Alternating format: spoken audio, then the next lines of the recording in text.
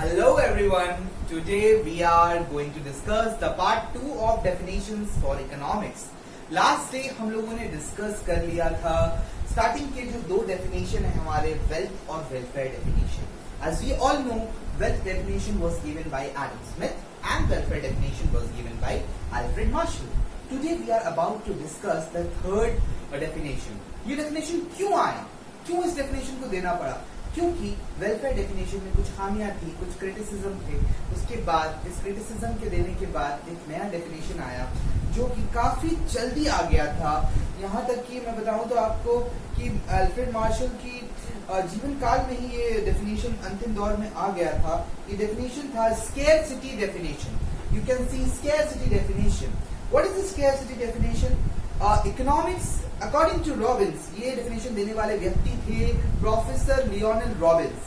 Lionel Robbins ने ये definition दिया था जिन्होंने कहा था economics is a science which studies human behaviour.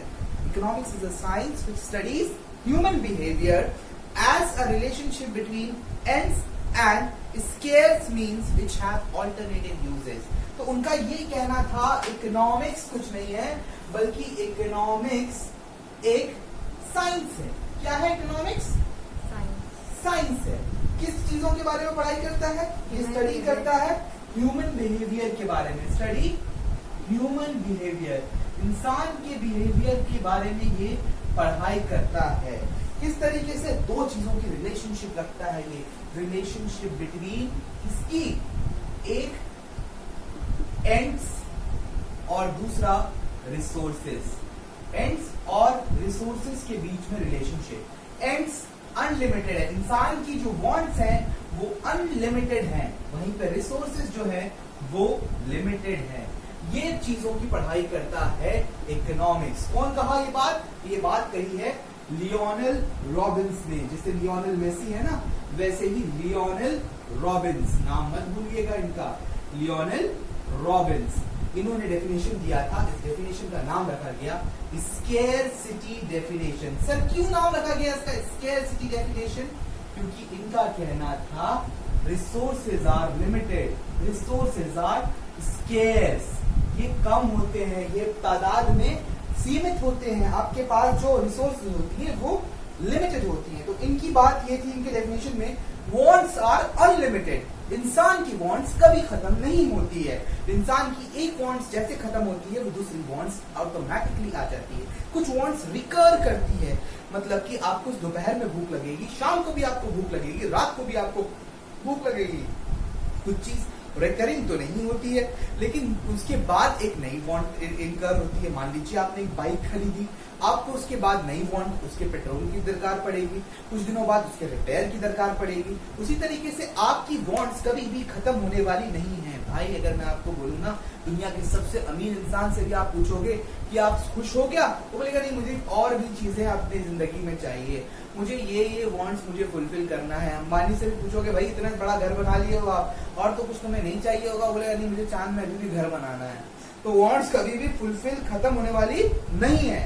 दूसरी बात, स्केर्स मीन्स कब खत्म होती है वांट्स? आदमी की मृत्यु के बाद. इंसान जब मर जाता है तब उसकी वांट्स खत्म होती है. पैदा होते साथ वांट्स शुरू हो जाती है. बच्चा पैदा होता है तुरंत उसको रोता है वो पहले. क्यों? क्योंकि उसकी वांट है, उसको भूख मिटानी है. और जब वो मरता है तब उसकी सारी वांट्स खत्म हो जाती है. इसको जो इन वांट्स को जो फुलफिल करने के साधन है ना, ये अनलिमिटेड जो वांट्स थे, एंड्स और वांट्स एक ही चीज है, अनलिमिटेड थे. इसको जो पूरा करने का साधन है, आपके पास जो पैसे हैं, आपके पास संपत्ति है, दौलत है, वो लिमिटेड है. यानी कि आप सारी चीजों को फुलफिल नहीं कर पाओगे, आप कुछ ही रिसोर्सेज को फुलफिल कर पाओगे. और जो आपके पास रिसोर्सेज है ना, जो आपके पास साधन है, उनकी यूजेस ऑल्टरनेटिव है. ऑल्टरनेटिव का मतलब आप उन चीजों से बहुत सारी चीज खरीद सकते हो. अगर आपके पास 100 रुपए है तो आपके पास बहुत सारे ऑप्शन रहते हैं. आप 100 रुपए की नोटबुक खरीद सकते हो, 100 रुपए में आप फोन का रिचार्ज करा सकते हो, 100 रुपए में आप एक मूवी का टिकट खरीद सकते हो, या 100 रुपए में कुछ और भी आप काम कर सकते हो. आपकी रिसोर्सेज की बहुत सारे यूजेस हैं. तो बेसिक इसमें प्रॉब्लम क्या आता है? Problem of choice. आपको चॉइस करना होता है कि आप कौन सी प्रॉब्लम, कौन से रिसोर्स को फुलफिल, कौन से वांट को आप फुलफिल करना चाहते हो. उन्होंने ये कहा कि इकोनॉमिक्स एक साइंस है. जैसे मैंने आपको बताया कि इकोनॉमिक्स लियोनार्ड रॉबिन्स के मुताबिक एक साइंस है। साइंस यानी कि एक सिस्टमैटिक बॉडी और एक सिस्टमैटिक नॉलेज है with regards to human efforts in solving economic problem arising out of scarce means and unlimited wants। इंसान अपनी चॉइस को कैसे किस तरीके से सॉर्ट आउट करता है, किस तरीके से सॉल्व करता है, उसके बिहाइंड एक साइंस है, जो कहना था लियोनार्ड रॉबिन्स जी का। उनके डेफिनेशन का नाम था स्कैरसिटी डेफिनेशन। तो आई होप आपको समझ में आ गया होगा इस डेफिनेशन का फीचर्स क्या है। इस डेफिनेशन के काफी मेरिट्स थे। एक लॉजिकल एक्सप्लेनेशन था इकोनॉमिक प्रॉब्लम का। हाँ जी, इकोनॉमिक प्रॉब्लम है, रिसोर्स अनलिमिटेड नहीं है, रिसोर्सेज हमारे पास लिमिटेड है। यूनिवर्सल नेचर, दुनिया के हर कोने में, हर जगह, आप एक इंसान हो या 100 इंसान हो, जैसे कि पहले वाले में था ना कि सोसाइटी के बारे में पढ़ाई करनी है, यहाँ पे एक इंसान हो या पूरी सोसाइटी हो, सबको ये प्रॉब्लम से जूझना पड़ता है। रिसोर्सेज अनलिमिटेड होती है।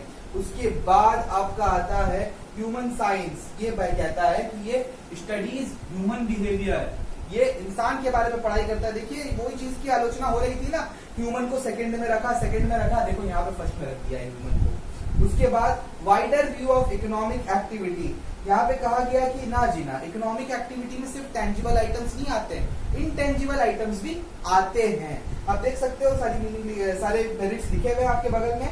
Wider view of economic activity, यहाँ पे टेंजिबल के साथ इनटेंजिबल एक्टिविटीज को भी इकोनॉमिक्स में कंसिडर किया गया था। पुराने डेफिनेशन में सिर्फ कौन से थे आइटम, याद है? पुराने वीडियो को देखो जल्दी से। टेंजिबल था, टेंजिबल, सिर्फ टेंजिबल, इसमें इनटेंजिबल भी लाया गया है। पॉजिटिव साइंस बोला गया। पॉजिटिव साइंस क्या होता है? वो साइंस जो कहता है क्या है, क्या होगा, क्या करना चाहिए, ये नहीं बोलेगा। वट इज कहता है economics, what should be economics नहीं कहता है। वट शुड बी जो होता है वो नॉर्मेटिव इकोनॉमिक्स होता है। वट इज क्या है, इंडियाज पॉपुलेशन इज इतना, ये पॉजिटिव है। मतलब जो है वो बताता है क्या होना चाहिए, क्या बेहतर रहेगा, ओपिनियन नहीं बताता है, बस ये बताता है कि प्रॉब्लम क्या है, उसका सॉल्यूशन नहीं बताता है। तो इसकी क्रिटिसिज्म क्या हुआ, आइए जल्दी देखते हैं तुरंत से क्रिटिसिज्म इसके देख लेते हैं हम लोग। पहला criticism, narrow view of economics. Robbins' definition has been criticized on the ground that it regards economics as a positive science by making it neutral between ends.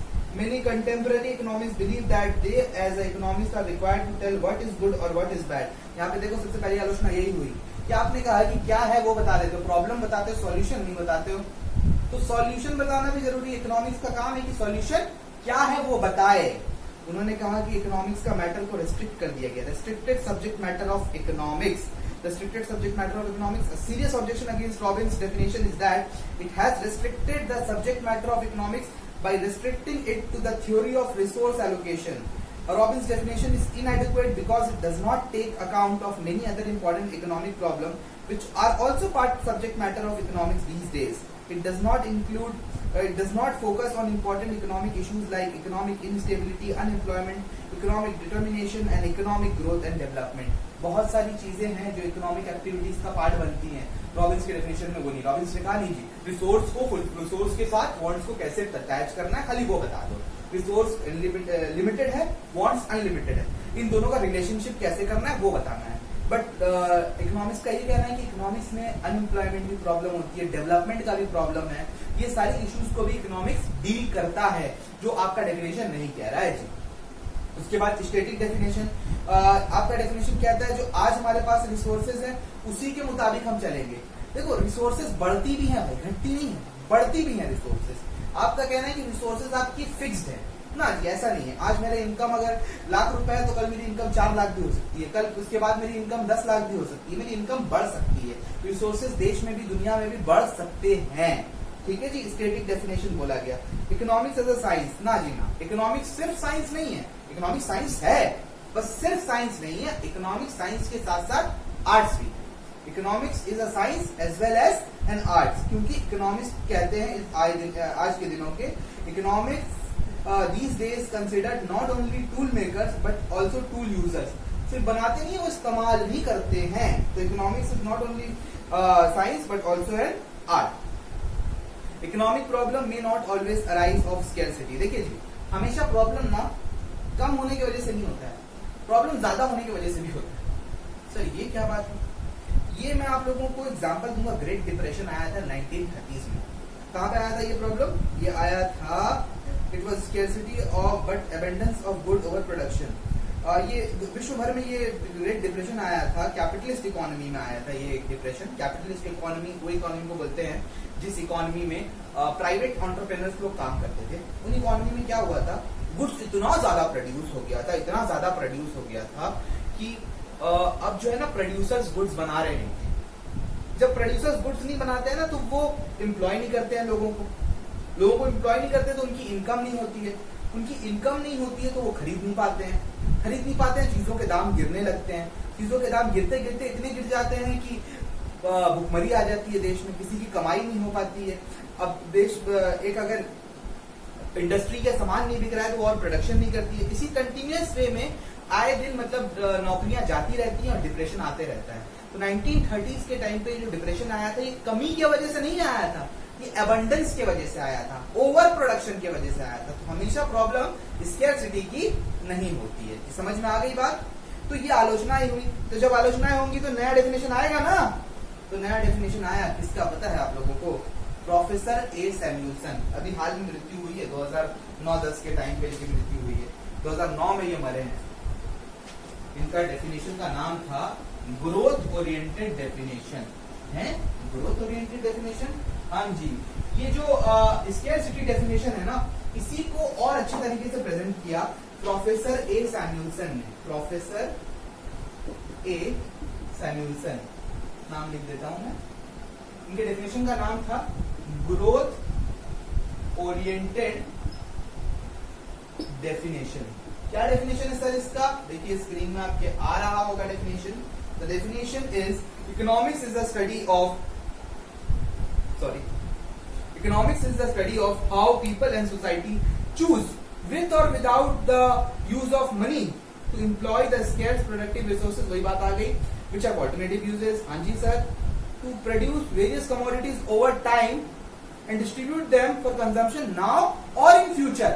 देखिए यहाँ पे अब क्या हो गया, नैरोअर स्कोप नहीं है, now or in future, आगे बढ़ गया, ग्रोथ ओरिएंटेड, आगे का भी सोच रहा है यहाँ पे, now or in future। हाँ, among various people and groups in the society, इसके बारे में ये स्टडी करती है इकोनॉमिक्स। तो इस डेफिनेशन में हर चीजों को लिया गया था। क्या क्या था इसमें? इकोनॉमिक प्रॉब्लम के ऊपर में एम्फेसिस किया गया, लॉन्ग टर्म पर्सपेक्टिव देखा गया कि आए दिन आपकी रिसोर्सेज बढ़ती रहेंगी, तो इसलिए ये डायनामिक अप्रोच है। हर जगह, दुनिया के हर जगह में ये प्रॉब्लम आता है, स्कैर्सिटी का प्रॉब्लम। कॉम्प्रिहेंसिव था, कॉम्प्रिहेंसिव का मतलब है it is growth oriented as well as future oriented. आज का भी सोचता था और फ्यूचर का भी सोचता था ये डेफिनेशन। और ये ब्रॉडर डेफिनेशन था, ब्रॉडर पर्सपेक्टिव था, क्योंकि इसमें consumption, production, distribution, economic growth, economic development, unemployment etcetera हर चीजों को यहाँ पे कंसिडर किया गया। समझ में आई? सर इसके भी तो क्रिटिसिज्म हुए होंगे ना? इसका कोई क्रिटिसिज्म नहीं हुआ। ये लास्ट डेफिनेशन है अब तक का। ये डेफिनेशन को हम लोग मानते हैं क्योंकि डेफिनेशन है प्रोफेसर ए सैमुअल्सन का। समझ में आ गई आप लोगों को बात? क्या है डेफिनेशन? इकोनॉमिक्स एक्चुअली ये वर्ड जो है ना ग्रीक वर्ड से आया है। इसका दो वर्ड है ग्रीक के, ओइकोस और नोमोस, दो वर्ड है। से आया है इकोनॉमिक्स, दो वर्ड से आया है। पहला वर्ड है ओइकोस, दूसरा वर्ड है नोमोस। ओइकोस का मतलब होता है होम और नोमोस का मतलब होता है मैनेजमेंट। तो बेसिकली इकोनॉमिक्स कुछ नहीं है, यह है होम मैनेजमेंट। तो economics is a study of home management. इंसान अपने घर को कैसे संभालेगा वो कहा था, ग्रीक वर्ड है ये ओइकोनोमोस। ओइकोनोमोस पूरा वर्ड जो है उसका नाम है ओइकोनोमोस। इस ओइकोनोमस वर्ड से आया ओइको और एक नोमस। तो ये डेफिनेशन आज मैं यहीं पे एंड कर रहा हूँ। चारों डेफिनेशन मैंने आपके साथ डिस्कस कर लिए हैं। नेक्स्ट क्लास में मैं आप लोगों को कुछ कंटेंट बताऊंगा इकोनॉमिक्स के क्या क्या है। एक क्लास वो होगी, उसके बाद सिर्फ हम लोग सीधा चले जाएंगे स्टैटिस्टिक्स में। तो आज की क्लास में यही एंड करता हूँ। वीडियोस आपका नेक्स्ट जल्दी ही आएगा, उसको भी आप गो थ्रू करिएगा। कुछ दिन और क्लासेस पब्लिश होने वाली हैं, फिर उसके बाद जो है मैं थर्ड लॉकडाउन तक का वेट कर रहा हूँ, यानी कि जो 14 डेज का और लॉकडाउन हो रहा है उस दिन तक का मैं और वेट कर रहा हूँ और पब्लिक पब्लिश कर रहा हूँ अपनी क्लासेस को। 17th ऑफ मई के बाद से मैं अपनी 3:1 क्लासेस को प्राइवेट पब्लिश करूंगा, यानी कि मेरी 3 क्लासेस प्राइवेट पब्लिश होंगी और एक क्लास जो है मेरी वो पब्लिक पब्लिश होगी। आज की क्लास हम यहीं एंड करते हैं। Thank you very much, have a nice day, bye bye.